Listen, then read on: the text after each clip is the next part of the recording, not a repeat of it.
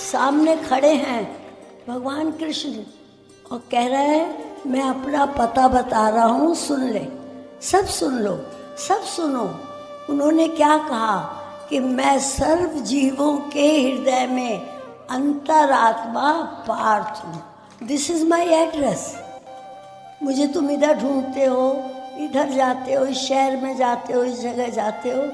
मैं हर जगह ऐसे नहीं हूँ, हर जगह हूँ, लेकिन मेरे को मिलने का मेरा एड्रेस है। मैं सर्व जीवों के हृदय में अंतरात्मा पार्थ हूँ। अगर वो सामने खड़े थे जिनको कि अब तुम ढूंढते हो प्रतिमा के रूप में, उस समय तो वो सामने थे, कहते थे मैं खड़ा हूँ, देख भगवान, तू देख ले, ऐसे होते और तू सामने। उन्होंने ये भ्रांति नहीं रखी, उन्होंने अपने रूप का नहीं स्वरूप का ज्ञान दिया, आत्मशक्ति का ज्ञान दिया, ब्रह्मानंद का ज्ञान दिया कि मैं शरीर नहीं, मैं हर एक के अंदर अंतर आत्मा। पहला वही गुरु माँ ने हमें बताया कि हमें भागना नहीं है। प्रेमियों, भागो नहीं, जागो। पहले समझो, फिर समझ के गुरु बाणी को उतारो, उतार के अपने अंदर आनंद प्रकट करो। जो आनंद हम बाहर चाहते हैं, जो आनंद हम विषयों से चाहते हैं, ये मेरी गारंटी है। खूब तैयार हो, सुबह आते हुए हुए होंगे सभी, खूब तैयार हो, उसमें आनंद आया। 2 घंटे बाद जब तुम घर जाओगे, तुम्हें वही पीने खोलने में आनंद आएगा।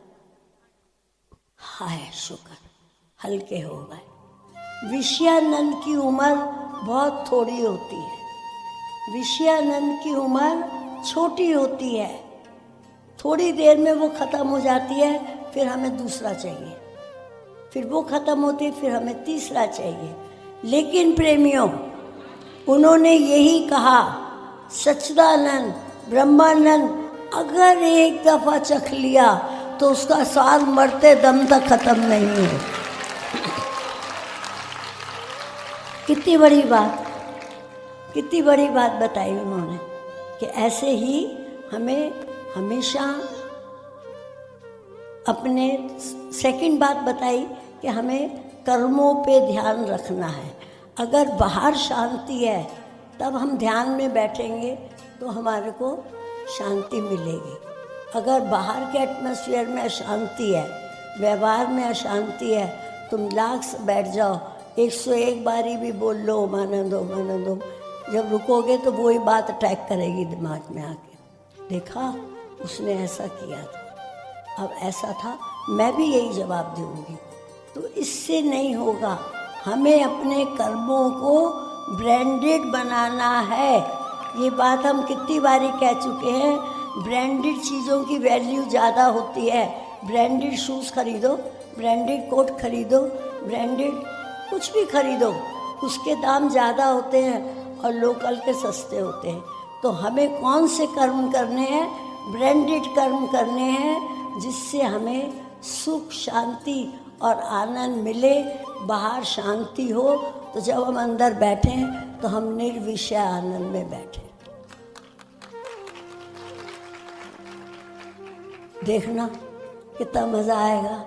उसी को आनंद कहते हैं, उसी को परमानंद कहते हैं और उसी को ब्रह्मानंद भी कहते हैं। समझ रहे हो? ये 2 बातें कही उन्होंने। तीसरी बात एक बहुत इम्पोर्टेंट, जो आजकल बहुत फेमस हुई भी है। उस समय उन्होंने, आज से कितने साल पहले, जोड़ के बताई उन्होंने कि भ्रांतियों से दूर रहो। वो भजन की लाइन थी ना एक, अपने से दूर बताए जो, जग सारा भटकाए जो। अपने से दूर बताए जो, जग सारा भटकाए जो। अरे कर दो नमस्ते दूर से उसको, कर दो नमस्ते दूर से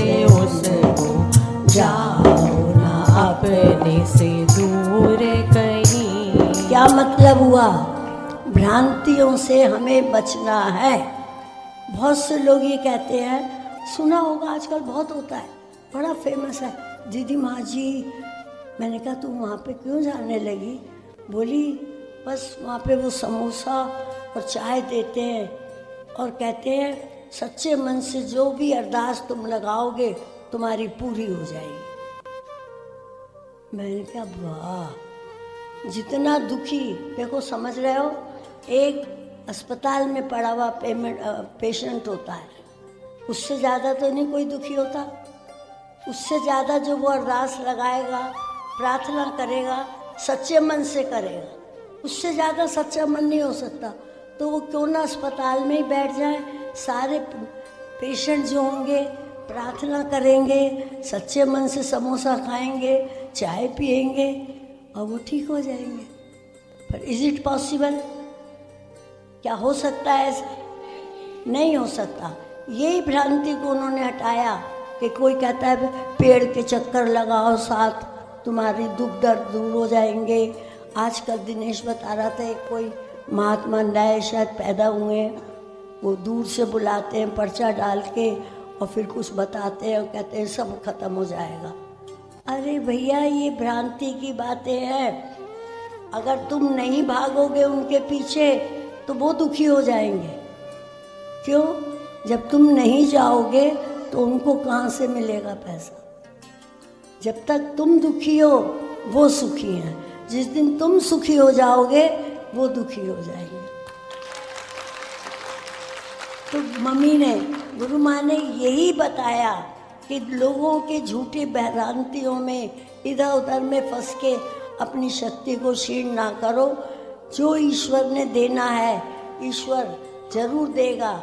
जो मिल जाए उसको इनकार नहीं करो और जो नहीं मिले उसके लिए फरियाद नहीं करो। कितनी इम्पोर्टेंट बातें बताई उन्होंने।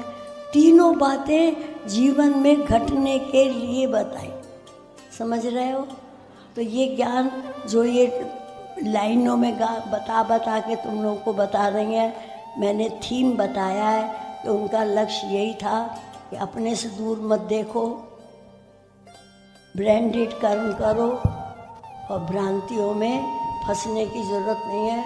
कोई भी तुम्हारे से कहे तू वहाँ चल, तेरा ये बात पूरी हो जाएगी, सोच लेना।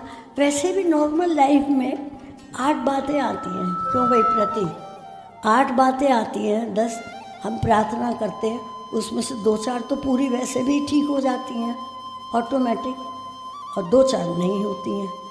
तो ये थोड़ी ना कि हमने प्रार्थना करी थी तो अरे वो ठीक हो गई, उन्हें होना था ठीक, उन्हें तुम्हारे प्रारब्ध में से हटना था, वो हो गई, और जो नहीं हटना था वो क्यों नहीं हुई?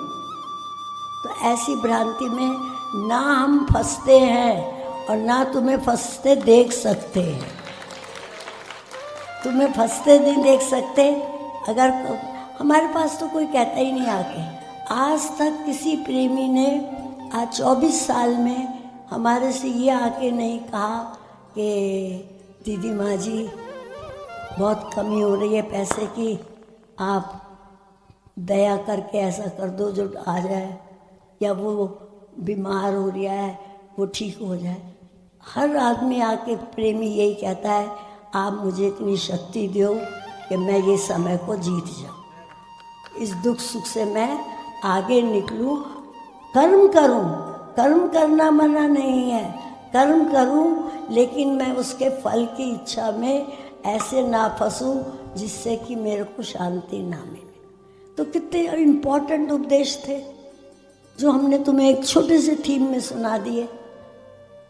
तो ऐसे सतगुरु, ऐसे अवतारी जब प्रकट होते हैं तो वही वाली बात है, एक के संग में सैकड़ों तर जाया करते हैं। तो यही हुआ कि जो स्त्रियां घर में घुटी हुई थी, काम करती थी, निकलना अलाउड नहीं था, लेकिन फिर भी वो बड़े प्रेम में टाइम निकाल के आई। आके उन्होंने और ज़्यादा कुछ नहीं तो एक आनंद का, सच्चे आनंद का, निर्विषय आनंद का उन्होंने अनुभव किया।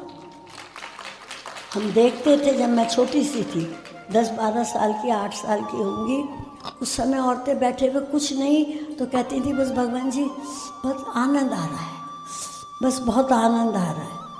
तो लोग कहते थे एक ही बात रटती हैं ये लोग, आनंद है। मैंने कहा बच्चों जरा तुम रट के दिखाओ, तुम्हें आनंद हो तो। तुम तो मिनट मिनट में बिगड़ जाते हो, मिनट मिनट में मूड ऑफ हो जाता है। इनका आनंद प्रकट तो है, ये कोई कम बात नहीं है, बहुत बड़ी बात है कि हर समय ईश्वरी शक्ति का अनुभव हो और आनंद प्रकट हो। ऐसे ही शक्तियों को अवतार कहते हैं।